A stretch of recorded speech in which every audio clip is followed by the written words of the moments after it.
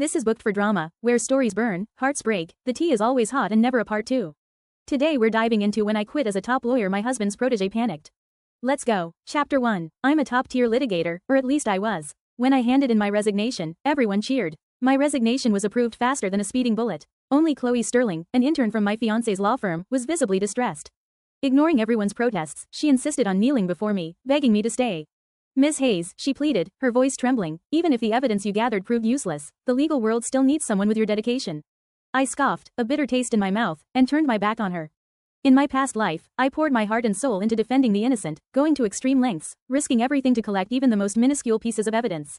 Yet, every time I stepped into court, Chloe would stand on the opposing side, systematically dismantling my arguments, securing victories for the wicked. Powerful tycoons hailed her as a legal prodigy, while cruelly branding me a self-righteous clown for fighting for the poor. After a string of crushing defeats, the victims' families, convinced I was deliberately sabotaging cases, kidnapped me and drowned me in the ocean. When I opened my eyes again, I was back on the day Chloe first sought my advice, right before our first trial. Stella, this case isn't tough. I'm confident you'll secure our 11th consecutive win for the firm. I snapped back to reality, seeing my boss, Mr. Harrison, beaming at me, and the familiar comfort of my office. Don't be so sure, Ashley, a colleague who'd always disliked me, piped up, seizing the opportunity to mock me. I heard the firm next door has a legal genius intern. She won countless awards in college. This time, she's up against our chief litigator, Stella. Are you nervous? I swayed as I stood, staring in disbelief at the scene before me. I was actually back on the day of my first clash with Chloe, the very day her legend as a legal prodigy began. Frantically, I shuffled through the evidence on my desk. It was meticulously organized, every photo accounted for. Just like in my previous life, Chloe walked into my office, a boba tea in her hand. Stella, this is an extra one my mentor, Leo, got when he bought his. I brought it for you. It's my first time in court, so please, go easy on me. In my past life, I drunk that tea and found myself rushing to the restroom multiple times. Had Chloe used that opportunity to peek at my case files? This time, I merely took the cup, my voice flat. The law is merciless. Without giving her a chance to respond, I clutched my evidence and drove straight to the courthouse. Half an hour later, Chloe and I stood on opposite sides of the courtroom. When the victim died, the defendant claimed to be at the Nightfall Club, with a witness to corroborate his alibi. However, my investigation of the Maple Street surveillance footage yesterday shows the defendant's car leaving the scene 3 minutes after the victim's death. Defense counsel, please respond. I presented the photos and evidence. But when I looked at Chloe, she didn't flinch. Your Honor, I also have the Maple Street surveillance footage here. However, the license plate on the vehicle is not that of my client. Is it possible that the plaintiff's attorney has tampered with the surveillance evidence? A collective gasp swept through the audience, and whispers erupted as people pointed fingers at me. Ashley shot me a middle finger. Over the next few minutes, I continued to present evidence, but Chloe countered each piece instantly, catching me completely off guard. I felt myself swaying, the room spinning. This was exactly how it had happened in my past life. It was this very lawsuit that marked the beginning of Chloe's widespread fame as a legal prodigy. She was hailed as the goddess of justice, a true savior of the legal world. Her evidence was always impeccable, and her efficiency unmatched. What took me half a month to investigate and organize, she completed in 3 days, drastically cutting down client fees. That chief litigator is a fraud. She claims to help the poor, but she's just taking money from both sides. She can't even win a case. She's an animal, fabricating evidence and framing people. Doesn't she fear the victims rising from their graves to drag her to hell? To prove my innocence, I worked tirelessly, day and night, risking life and limb to uncover the truth and evidence. But every time I entered the courtroom, Chloe either produced the evidence before me or proved that mine was fabricated. The victims' families, believing I had taken money from the killers to intentionally frame the innocent with false evidence, banded together, kidnapped me, and drowned me in the sea. My parents, desperate to find a lawyer for my case, found all doors closed. Even my fiancé, Leo, cut ties with me. Chloe appeared in court on my behalf, telling everyone that she had found evidence proving I had committed suicide out of shame. My parents didn't believe it. They vowed to sue Chloe and see her punished, but then they were brutally murdered by the victims' families. Now, reborn, I would make sure Chloe exposed herself and was utterly disgraced. Chapter 2. Did you litigator, hear? She's just an intern? And she so easily beat Stella Hayes, the chief. It's not over yet, is it? Let's see if Stella has any more evidence. The discussions in the gallery grew louder, everyone eager for the outcome of the lawsuit. My face was pale as I waited for the judge's final verdict. When the word, lose, reached my ears, a murmur of shock and suspicion rippled through the audience. Mr. Harrison walked down from the bench, a look of disappointment on his face, patting my shoulder encouragingly. Maybe you've been working too hard lately. Take a couple of days off. How could the chief litigator lose to an intern? Were all her previous wins just flukes? Listening to the audience's speculation, I tried to calm myself. Since I'd been given a second chance at life, I would proceed cautiously, step by step, to find a flaw in her methods. Chloe couldn't possibly have beaten me through legitimate means. How else could her evidence align perfectly with mine? I suspected Leo, my fiancé, might have looked at my evidence at home for the sake of his law firm. After 2 days of rest, Mr. Harrison assigned me another case. This time, I dared not go home. I always avoided Leo's return times, and I locked all my evidence in a safe. Even when going out to investigate, I was extremely cautious, never driving myself. Ashley mocked me, calling me crazy and paranoid, saying I never went home. But I felt foolproof. This time, no one knew my whereabouts, and no one could access my evidence. I simply refused to believe that Chloe could use my own evidence against me this time. Full of confidence, I stepped into the courtroom again. I meticulously laid out my evidence, connecting all the clues and motives, leading to the undeniable conclusion that the defendant was the murderer. But Chloe remained perfectly calm. I started to feel uneasy. Could she? When I finished, she again presented evidence, completely demolishing mine. Ultimately, I lost again. Thunderous applause erupted from the gallery, crushing me, leaving me breathless. After court, she walked toward me, a smile playing on her lips. Stella, I guess I win again. This time, I had been incredibly careful, even avoiding going home, so the problem wasn't with Leo. I calmly reconsidered. Perhaps, since the cases were similar and Leo and I were classmates and partners, our thoughts might align. So, he might have guided Chloe on where to find case breakthroughs. The moment I took on a new case, I immediately asked for the name of the opposing counsel. As long as it wasn't Chloe Sterling, my evidence would be impeccable. So, I boldly resumed my investigation, from surveillance footage of every street the victim walked down, to questioning people at every mall they passed through. I desperately collected every usable clue and piece of evidence, ensuring nothing was overlooked. Ashley sneered, "Didn't you refuse to go home last time, afraid someone would steal your evidence? Why are you throwing caution to the wind now?" I ignored her, focusing solely on organizing my evidence into a cohesive chain. This time, I was certain I would win this case. I found out that Chloe didn't know I had taken on this case, and I breathed a sigh of relief. But just as I presented half of my evidence in court, the opposing lawyer began to crumble under my relentless assault. After a 1-hour recess, the defense attorney was replaced by Chloe. The result, as you can imagine, was the same. My evidence was once again completely overturned by Chloe. Chapter 3. How could the chief litigator lose to an intern? Were all her previous wins just flukes? Listening to the audience's speculation, I tried to calm myself. Since I'd been given a second chance at life, I would proceed cautiously, step by step, to find a flaw in her methods. Chloe couldn't possibly have beaten me through legitimate means. How else could her evidence align perfectly with mine? I suspected Leo, my fiancé, might have looked at my evidence at home for the sake of his law firm. After 2 days of rest, Mr. Harrison assigned me another case. This time, I dared not go home. I always avoided Leo's return times, and I locked all my evidence in a safe. Even when going out to investigate, I was extremely cautious, never driving myself. Ashley mocked me, calling me crazy and paranoid, saying I never went home. But I felt foolproof. This time, no one knew my whereabouts, and no one could access my evidence. I simply refused to believe that Chloe could use my own evidence against me this time. Full of confidence, I stepped into the courtroom again. I meticulously laid out my evidence, connecting all the clues and motives, leading to the undeniable conclusion that the defendant was the murderer. But Chloe remained perfectly calm. I started to feel uneasy. Could she? When I finished, she again presented evidence, completely demolishing mine. Ultimately, I lost again. Thunderous applause erupted from the gallery, crushing me, leaving me breathless. After court, she walked toward me, a smile playing on her lips. Stella, I guess I win again. This time, I had been incredibly careful, even avoiding going home, so the problem wasn't with Leo. I calmly reconsidered. Perhaps, since the cases were similar and Leo and I were classmates and partners, our thoughts might align. So, he might have guided Chloe on where to find case breakthroughs. The moment I took on a new case, I immediately asked for the name of the opposing counsel. As long as it wasn't Chloe Sterling, my evidence would be impeccable. So, I boldly resumed my investigation, from surveillance footage of every street the victim walked down, to questioning people at every mall they passed through. I desperately collected every usable clue and piece of evidence, ensuring nothing was overlooked. Ashley sneered, "Didn't you refuse to go home last time, afraid someone would steal your evidence? Why are you throwing caution to the wind now?" I ignored her, focusing solely on organizing my evidence into a cohesive chain. This time, I was certain I would win this case. I found out that Chloe didn't know I had taken on this case, and I breathed a sigh of relief. But just as I presented half of my evidence in court, the opposing lawyer began to crumble under my relentless assault. After a 1-hour recess, the defense attorney was replaced by Chloe. The result, as you can imagine, was the same. My evidence was once again completely overturned by Chloe. I sank back into my seat at the defense table, disbelief washing over me, as I met the disappointed gazes of the victims' families. How could Chloe have done it so perfectly when she clearly hadn't had time to investigate? Chloe, meanwhile, accepted the defendant's praises with a radiant smile, showing no signs of anything amiss. I was beyond thinking. The public's curses made me feel like life wasn't worth living. Leo, seeing my disheveled state, frowned in displeasure. "Stella, is it so hard to admit you're not as good? Who are you putting on this act for?" I had so much to say, but no words came out. Chloe linked her arm through his. "Don't be so hard on Stella, Leo. I've seen how hard she works. She's just not as naturally gifted." She turned to him, her voice sweet. "You promised to take me out to celebrate if I won this case.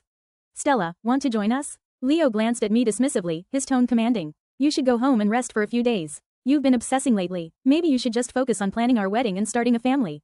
If you don't have Chloe's talent, don't force it. I couldn't bear to meet the eyes of Mr. Harrison or my colleagues.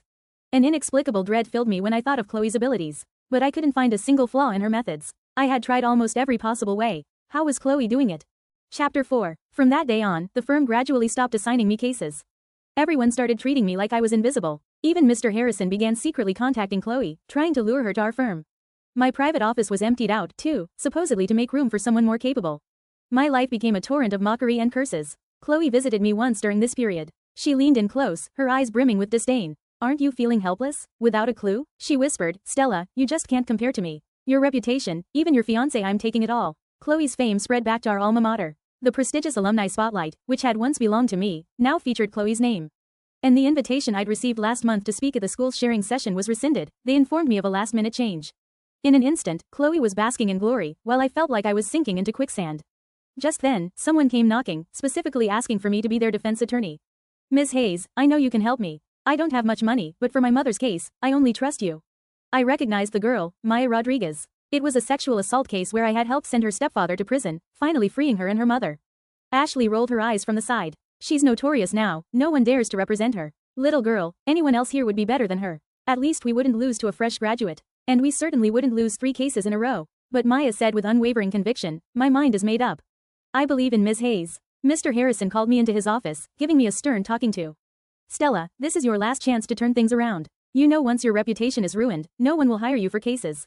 Our firm doesn't keep dead weight. His words were ruthless, and they placed an immense pressure on me. I swore to him that if I lost this case, I would change professions. I worked day and night, even infiltrating the private club where Maya's mother worked. After being plied with over a dozen drinks, I finally got some crucial information out of a big shot. The perpetrator, it turned out, was a wealthy heir. I gritted my teeth. No one is above the law. If I had enough evidence, I could definitely send him to prison. On the day of the trial, countless media cameras focused on me. Chief litigator's career in a do-or-die battle. Will she make a comeback? Seeing Maya's tears-filled eyes in the gallery, my resolve hardened. I had never been defeated before. Armed with my evidence, I was unstoppable in court. Just when I thought victory was finally within my grasp, Chloe rushed into the opposing counsel's seat. My breath hitched. A terrible premonition flooded my mind. Chloe and I were locked in a stalemate. I gripped the solid proof in my hand that would nail the wealthy heir as the culprit. But Chloe merely offered a faint smile. This last piece of evidence in your hand, it must be the footprints in the private club's restroom, right? Her smile widened, laced with a predatory edge. Too bad. My client has a high-low gait. His right foot doesn't fully touch the ground. So, those footprints on the floor aren't his. My head exploded. Even before I presented it, she knew exactly what evidence I held. After the judge announced the verdict, I looked into the gallery, but Maya was gone. My skin crawled, my heart pounding uncontrollably. Chapter 5. It wasn't until a chorus of screams erupted outside the courtroom that I snapped back to reality. She jumped, my heart clenched, and I rushed out the door. Maya lay in a pool of blood, her dark, wide eyes staring straight at me. It was my fault. I had killed her. I collapsed to the ground, gasping for breath, countless cameras aimed at my face, eager to capture my panic. Did Miss Hayes take money from the defendant's side? Why else would she lose 4 cases in a row? Miss Hayes, is it true you're leaving the legal profession? Chloe emerged, her face filled with sorrow, her eyes red-rimmed.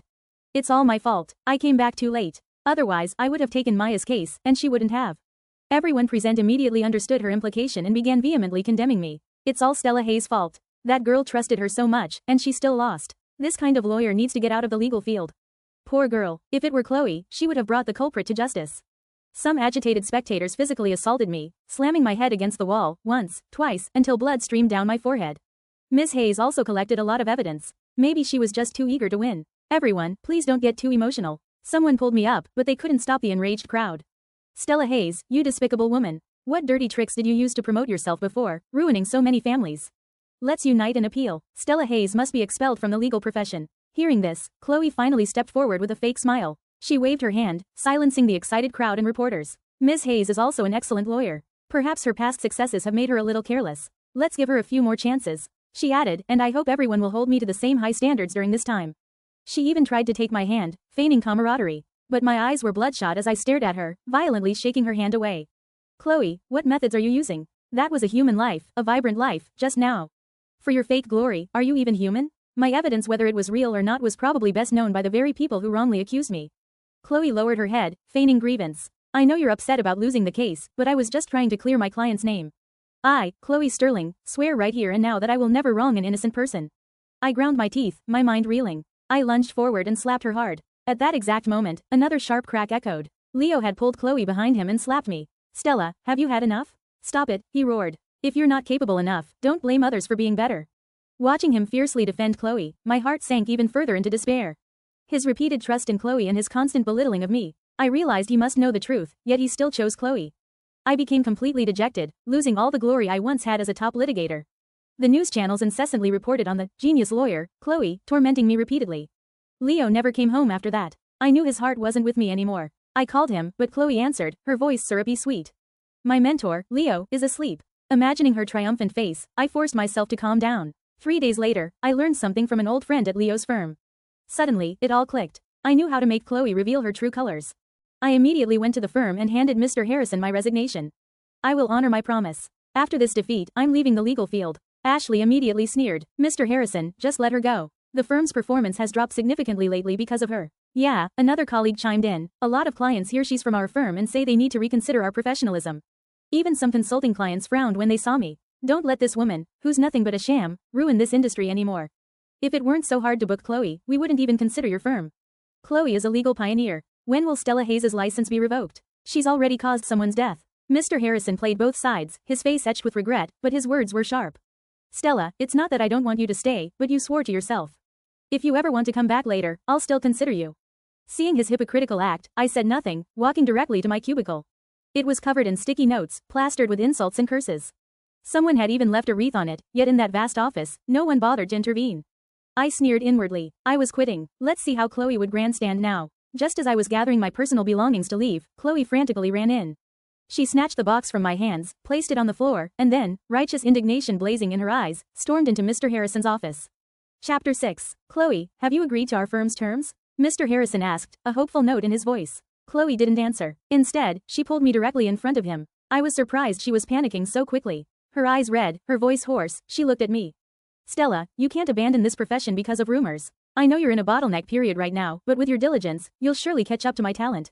Stella, the legal world needs you. Your past record was brilliant. As long as you remain grounded, you'll definitely win cases. I curved my lips slightly, leaning in to whisper in her ear. Panicking, are we? You want it all, don't you? Well, I'm giving it to you. Ignoring her pleas, I left the law firm. I wasn't worried about being unemployed. My hard work in previous years had paid off, allowing me to save a significant amount of money. Now, my routine was healthy, and I often stayed home all day. This freedom was truly wonderful, but Leo kept calling, pressuring me. Stella, you're acting like a parasite now, completely lacking ambition. How are we supposed to plan our future? I scoffed. Leo, have you ever truly planned our future? He tried to say something else, but I cut him off. Leo, let's break up. The other end of the line was silent for 2 seconds, then he quickly denied it, lecturing me in a condescending tone.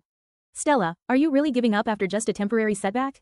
No major law firm would even consider hiring you now. How about this? You can come work for my firm, but you'll have to assist Chloe for now. He thought he was being charitable, but I scoffed at his offer. He still wanted to trick me into working for Chloe. In my past life, Chloe had climbed to success over my ruined career and reputation. This time, I wouldn't give her the chance. Leo, I said, my voice cold, we're already broken up. After that, I blocked all his contacts and continued to enjoy my leisure time. Of course, I secretly hired a detective to investigate everything that had happened. My parents called, asking about me, so I sent them photos of my current situation. Mom, Dad, I'm eating well and sleeping well every day. I'm doing great. Don't worry about me while you're traveling abroad. I have my own plans. Seeing that I wasn't depressed, my parents wired me an extra $1 million. Our dear daughter, if you ever face anything you can't overcome, just call us. Your parents will always have your back. Their words brought tears to my eyes. In my past life, my parents had been killed because they tried to protect me. The hatred in my eyes intensified. During this time, Leo came to my house no less than 5 times. Stella, you can't keep living like this. I need to get you back to the passionate student you once were. With that, Leo tried to drag me to his firm. I yanked my arm away, a newfound disgust in my gaze. Leo, get it straight. We're broken up. You're trespassing. Gradually, I started going out and experiencing nightlife, meeting many new friends. Encouraged by them, I regained my confidence and prepared to start anew in a different city. But to my surprise, a month later, Mr. Harrison himself came to my door, asking me to return to the firm. Chapter 7. Mr. Harrison, carrying a fruit basket, knocked on my door. I opened it, still half asleep. What brings you here? I asked, genuinely curious. After all, he hadn't even tried to stop me when I left. Why would he come in person now? His face held a thinly veiled attempt at flattery. I just felt that talent like yours shouldn't be wasted. The firm desperately needs someone like you now, so I wanted to ask you to return and lead the team. I chuckled lightly. Talent? I wouldn't dare claim that. Didn't our clients say they wouldn't choose our firm if I stayed? Mr. Harrison, I can't afford that risk. His face grew increasingly awkward, a hint of impatience flickering in his eyes. It seemed he wasn't genuinely trying to persuade me, there must be some hidden difficulty. But I deliberately played hard to get, wanting to uncover the real reason he wanted me back. Mr. Harrison, I have a gathering today. Let's talk another time. I dismissed him directly, and his expression instantly darkened. After closing the door, I immediately contacted an old classmate and heard surprising news. Chloe Sterling agreed to join Sterling and Company, but only on one condition, that you come back. I was somewhat astonished. Would Leo agree to that? After all, Chloe is your firm's star now. My friend sighed heavily on the phone. She's become the star, all right, but clients come looking for her, and she stubbornly refuses to take cases. We're a bit helpless. It seemed my plan had worked on Chloe after all. I put down my phone and scrolled through the recent news. Mr. Harrison's call came in again. Stella, I gave you a pretty good deal back then, didn't I? Now the firm needs you back. How about I increase your previous salary by 1 percentage point? I sneered inwardly. I couldn't believe Mr. Harrison would go to such lengths for Chloe. Looking at the message the detective had just sent me, I spoke into the phone. 3 percentage points. Mr. Harrison agreed almost without hesitation. Seeing that he had no intention of being direct with me, I didn't bother to ask more questions. Anyway, this time, I was just planning to be a mascot. The next day, as I walked into the firm, Ashley looked up at me. Well, you actually have the nerve to come back? Couldn't make it on your own, I guess? I didn't even glance at her, walking directly to my desk. It had been empty for so long, piled with other people's things. Mr. Harrison, beaming with pride, walked in with Chloe. He first led Chloe to what used to be my office, his laughter echoing through the entire firm. See that office? Only truly capable people get to be in there, unlike some others. Ashley's acrid voice piped up again. I didn't hesitate to retort, better than some people who don't even have the qualifications to step inside. She instantly shut her mouth, snorting coldly. After touring the office, Chloe quickly rushed out. Seeing me at my desk, she immediately came over. Stella, it's wonderful that you're willing to come back. In my heart, you'll always be the best lawyer. From now on, we'll fight side by side, and we'll surely win every battle. Mr. Harrison stood beside Chloe, smiling. Everyone, let me introduce you to our new lawyer, Chloe Sterling. Please give her your full support. Some were sad, others joyful, the welcoming voices were disorganized.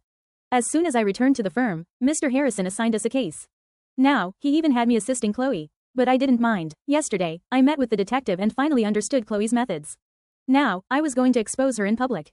Chapter 8. This case was a consolidation of the previous cases involving Maya's mother's private club. 3 similar incidents had occurred there, and the culprit was still at large. Only I knew that I had identified the perpetrator in the first case. Chloe had merely tampered with the evidence. The plaintiff had hired a different law firm, so Chloe took on the defendant's representation. This case had gone viral, known throughout the internet. To ensure fairness and transparency, the entire trial was to be live-streamed. Stella, you'll need to put a lot of effort into this case.